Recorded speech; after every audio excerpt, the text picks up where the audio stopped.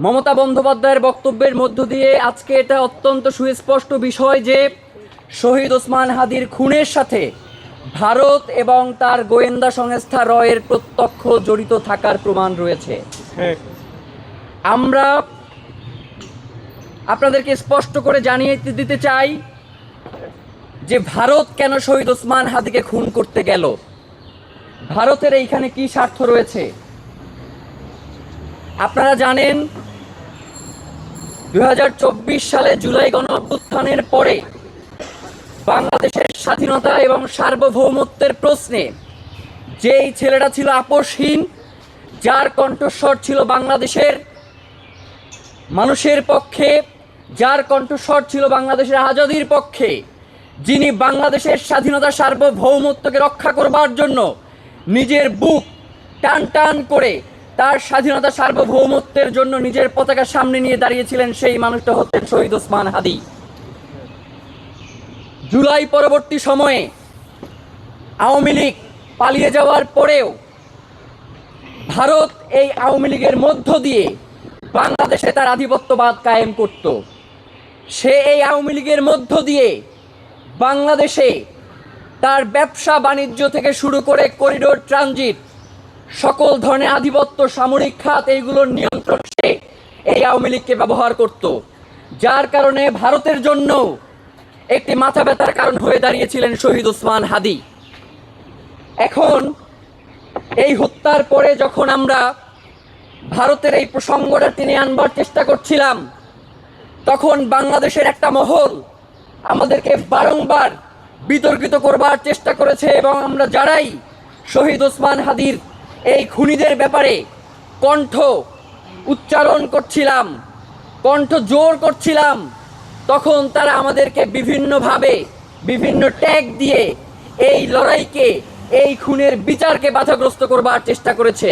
সুতরাং আমরা আজকের এই দিনে মনে করছি যে ভারতের সাথে সাথে যারা এই বাংলাদেশে বসে আমাদেরকে এই খুনের সাথে সম্পৃক্ত করে খুনিদেরকে সেফ এক্সিট দেওয়ার চেষ্টা করেছে, তারাও এই খুনের সাথে জড়িত রয়েছে। প্রিয় ভাইরা, গতকাল মমতা বন্দ্যোপাধ্যায় একটা কথা স্পষ্ট করে বলেছে, তিনি কিন্তু একবারের জন্য বলে নাই যে ইন্ডিয়া উত্তাল হবে। তিনি বলেছেন এর পিছনে যারা রয়েছে তাদের নাম প্রকাশ হলে বাংলাদেশ উত্তাল হয়ে যাবে। তার মানে আমরা ধারণা করছি বাংলাদেশের এমন কোনো ব্যক্তি বা সংস্থা এই খুনের পিছনে যে জড়িত রয়েছে, যার নাম প্রকাশ্যে বেরিয়ে আসলে বাংলাদেশ উত্তাল হয়ে উঠবে। সে এমন ব্যক্তি হতে পারে যে রাষ্ট্রীয় পর্যায়ে নীতি নির্ধারণী ঠিক করেন, বা এমন সংস্থা হতে পারে যারা বাংলাদেশের স্বাধীনতার সার্বভৌমত্ব বিকিয়ে দেওয়ার জন্য ভারতের সাথে আপোষ করে বসে আছে। প্রিয় ভাইয়েরা, শহীদ ওসমান হাদি, আপনারা যদি এখনো মনে করেন যে শহীদ ওসমান হাদিকে শুধুমাত্র আওয়ামী লীগের বিরোধিতার কারণে হত্যা করা হয়েছে, তাহলে আপনারা ভুল করছেন। শহীদ ওসমান হাদিকে শুধুমাত্র আওয়ামী বিরোধিতার কারণে হত্যা করা হয় নাই। শহীদ ওসমান হাদিকে হত্যা করা হয়েছে ইন্টারিমের আমলে, এবং আমরা মনে করছি যে এখন তদন্তের বিষয় সামনে এসে দাঁড়িয়েছে যে ভারত এই খুনের পুরো প্রক্রিয়াটা সম্পন্ন করবার জন্য ইন্টারিমকেও এই কাজে অন্তর্ভুক্ত করেছিল কিনা সেইটা আমরা জানতে চাই। তখনকার সময়ে নিরাপত্তা উপদেষ্টা ছিলেন যিনি, তিনি একই সাথে তো বাংলাদেশের প্রতিরক্ষা মন্ত্রীও ছিলেন।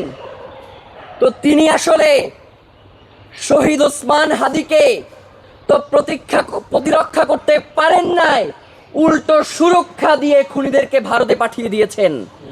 নয়তো 5টা থেকে 6টার মধ্যে সীমান্ত সিল হয়ে যাওয়ার কথা। ভারতের যেই জায়গা থেকে এই খুনিরা দেশ থেকে পালিয়েছে, এই যে ময়মনসিংহের হালুয়াঘাট সীমান্তের কথা বলা হচ্ছে, এইটা বাংলাদেশের অতি পরিচিত একটা সীমান্ত, যেইখান থেকে দীর্ঘ সময় ধরে বাংলাদেশের এই চোরাচালানের কারবারিগুলো চলে আসছে। সুতরাং কেন যেই সীমান্ত সিল করবার কথা 5টা থেকে 6টার মধ্যে, সেই সীমান্ত সিল করতে বাংলাদেশের বিজিবির 10টা থেকে 11টা বেজে যায় রাত, সেইটা আমরা জানতে চাই, এবং বিজিবি প্রধানকে জবাব অবশ্যই দিতে হবে। প্রিয় ভাইয়েরা,